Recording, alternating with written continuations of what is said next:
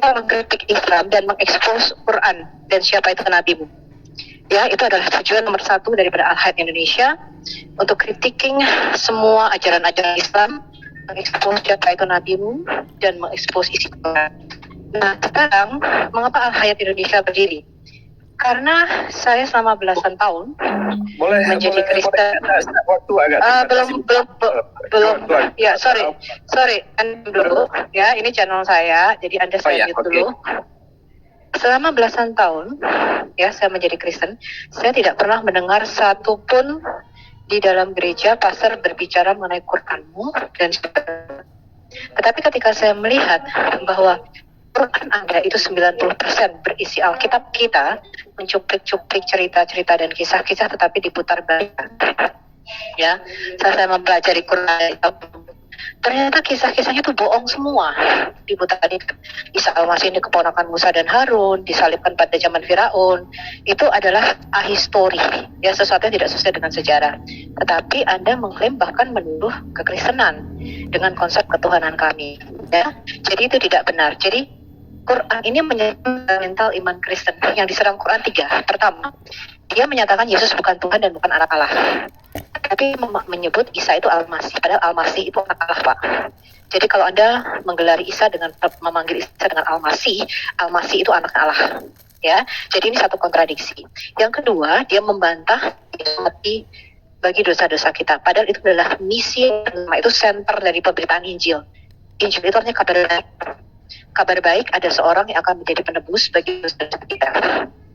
Ya, nah ini yang di Quran. Di Quran itu nggak ada yang namanya Injil, Pak. Tidak ada kabar baik. Adanya kabar buruk, yaitu sesuai Maryam 71, Anda harus wariduha, drop in, masuk ke dalam neraka.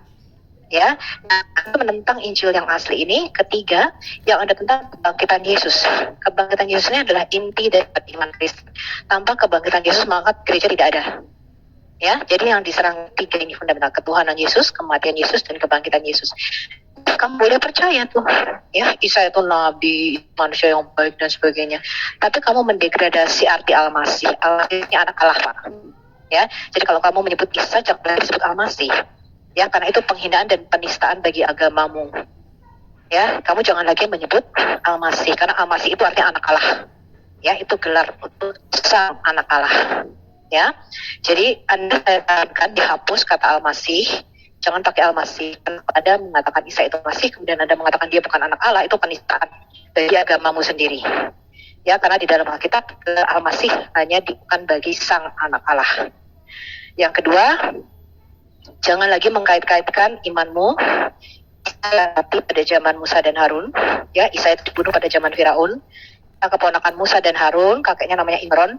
Ibunya adalah Maryam, saudara perempuan Harun, anaknya Imron. Itu bukan Yesus Kristus Tuhan kami. Tidak pernah membangun kurma di kota Madinah seperti kata Quranmu. Itu keliru. Itu adalah ahistori.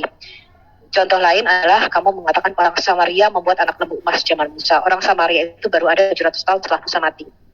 Itu adalah peristiwa-peristiwa yang tidak pernah terjadi dalam sejarah. Jadi stop kalian apologetik mengkaitkan iman kalian dengan Kristen kita. Tapi saya nggak tahu sampai kapan, karena isi Quran itu 90% Alkitab, Pak.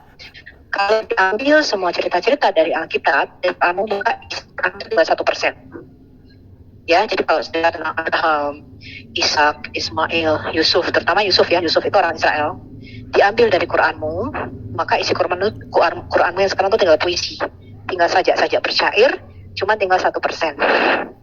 Ya, jadi saya rasa perdebatan ini tidak akan mungkin berakhir sampai kedatangan Yesus yang kedua kali. Nah, oleh channel Al-Hayat akan mengekspos isi Quranmu, akan mengekspos kelakuan dan moral nabimu, dan kita akan mengkritik sampai Yesus datang kedua kali. Ya, itu misi kami. Oke, sebentar.